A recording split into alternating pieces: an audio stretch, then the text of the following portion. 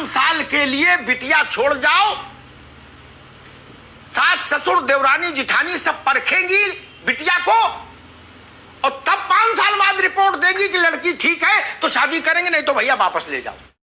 और अगर आप ये देखिए कि जो सरकार नौकरी दे नहीं सकती है वो किसी के मौलिक अधिकारों का हनन क्यों कर रही है?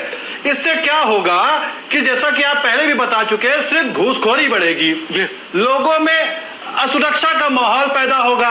कोई भी व्यक्ति वो क्या करेगा कि अगर उसको घूस नहीं मिली तो वो अगर घूस नहीं मिल रही तो यहाँ पे तो आप देख रहे हैं आईएएस पीसीएस कैटेगरी के लोग घूस ना मिलने पे कत्ल करवा दे रहे हैं, जो नर्सरी चल रही है। तो उसी जगह पे आप ये पैमाना देख लीजिए तो आगे आने वाली दिशा कहां पे लेकर के सरकार जाएगी, प्रदेश को लेकर यू मेड योर पॉइंट। ठीक है अभिषेक, ये सबसे बड़ी मैं डॉक्टर मनोज मिश्रा के पास चलूंगा।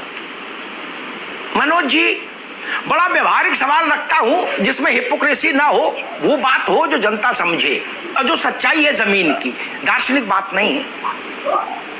जब हम खाद्य अधिकारी को, जिला खाद्य अधिकारी को उसके यहां भर्ती 500 बच्चों का भविष्य सौंप देंगे, तहसीलदार को सौंप देंगे, सीएमओ को सौंप देंगे, तो खोया ही एकमात्र कसौटी बन जाएगी। खोया लाया तो अंदर आए, खोया नहीं लाया बाहर जाए।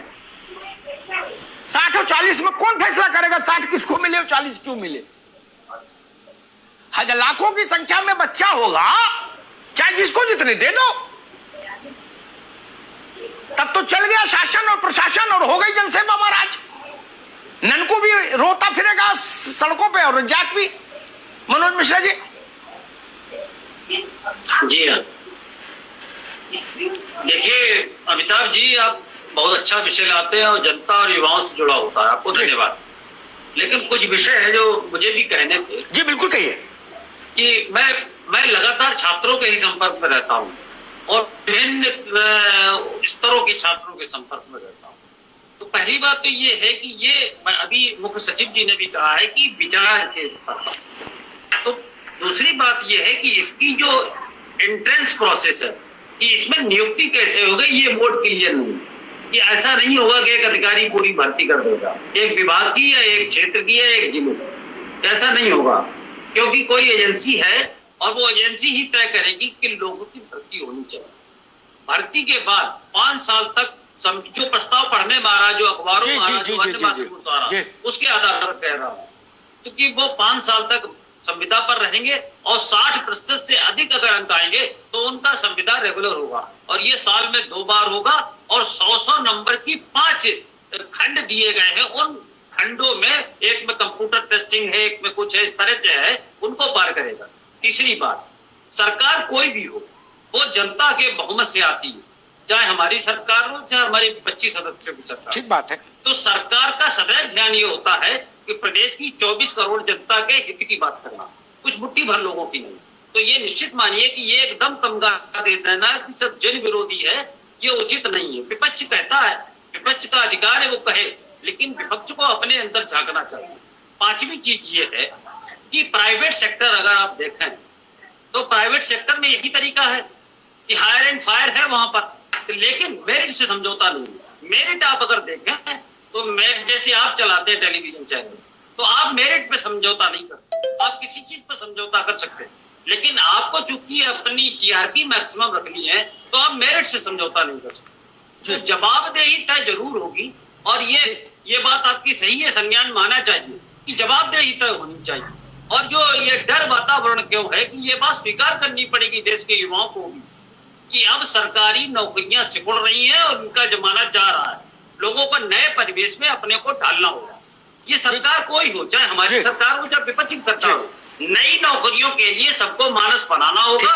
और एक अंतिम बात मैं कहूंगा कि डॉक्टर एपीजे कलाम ने विजन 2020 में कहा है कि लोगों को आने वाले युग में अपनी योग्यताओं और दक्षताओं में परिवर्तन करने होंगे। ये उन्होंने विजन 2020 में कहा है। तो मतलब ये उन्होंने उस समय समझ लिया था कि लोगों को अपनी परिवर्तन करने होंगे। तो निजी क्षेत्र के लिए इस तरह की नौकरियों को लोगों की मानसिकता तैयार करनी पड़ेगी। बिल्कुल ठीक बात मनोज जी। अब 2 बातें कह के मैं ब्रेक पर जाऊंगा, अभी नहीं आएंगे अभिषेक आपके पास। जिनके उत्तर नहीं मिले मैं चाहूंगा कि अगले चरण में जब मनोज जी के पास अवसर आए तो वो इन प्रश्नों का उत्तर दें। मैंने देश की सबसे बड़ी अदालत के 2 निर्णयों को उद्धृत किया, जिसमें उसने कहा, टाइम दिया है कि सारे स्कूलों में प्रदेश भर के नियमित शिक्षक की नियुक्ति होनी चाहिए, एक भी दाएं बाएं का शिक्षक नहीं कि ये सोमवार को आएगा, ये मंगल को आएगा, ये बुध को आएगा, ये नीली कमीज पहनेगा, ये पीली कमीज पहनेगा, ये 15,000 पाएगा, ये 14,000। नहीं, ये सब ड्रामा बंद करो। सरकारी नौकरी व्यवस्थित ढंग से एक ईमानदार टेस्ट के जरिए दीजिए, एक कमीशन बनाइए, सुप्रीम कोर्ट में कंप्लायंस रिपोर्ट फाइल करिए। सुप्रीम कोर्ट से